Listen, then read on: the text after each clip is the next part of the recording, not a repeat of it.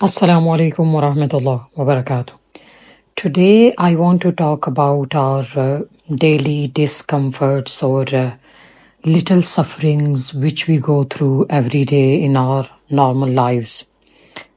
If we talk about these days, it's winter season, right? And no matter which country you live in, you experience cold weather conditions, right? Adults, children, elderly people, all are suffering. Here in the UK, we have closed and cozy houses, but you still encounter extreme cold when you go outside. And you can't even avoid that because there are many activities that require it, such as dropping off and picking up kids from school and going to do groceries and all. However, I was thinking that all the discomfort and harsh conditions are part of the test that we have been given by Allah subhanahu wa ta'ala, right? As Rasulullah sallallahu alayhi wasallam said, that even a prick from a thorn, a small fraction of a test, expiates the sins of a believer, right? Can you imagine that? Small prick from a thorn removes our sins. Subhanallah. Allah knows our physical and mental pains, right? And He understands what we are going through.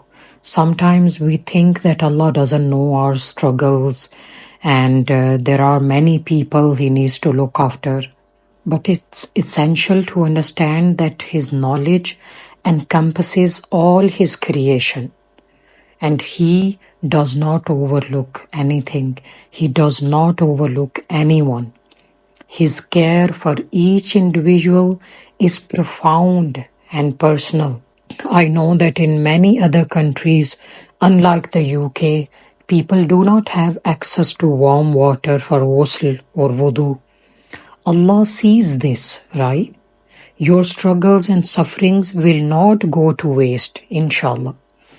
As Allah says, وَبَشِّرِ الصَّابِرِينَ, glad tidings for those who have patience.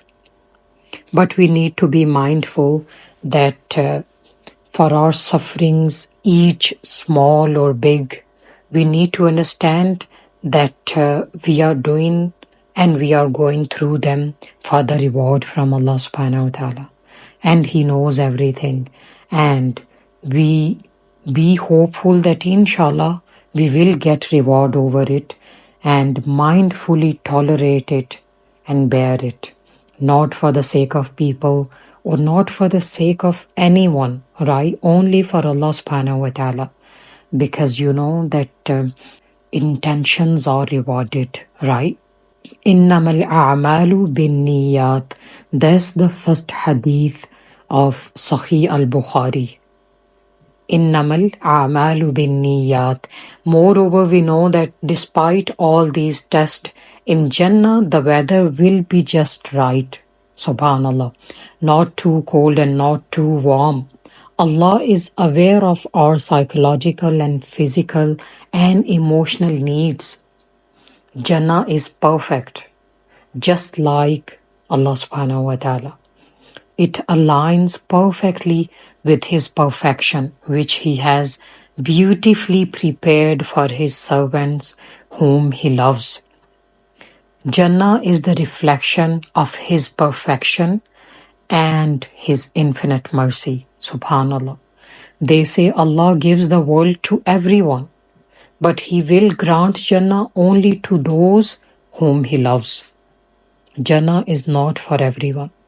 Jannah is only for those whom He loves, the people who understood this world, who understood their purpose of life in this world, and they embrace and endure each and every little or big test mindfully in this world, hoping for the reward and having the taqwa of Allah subhanahu wa ta'ala.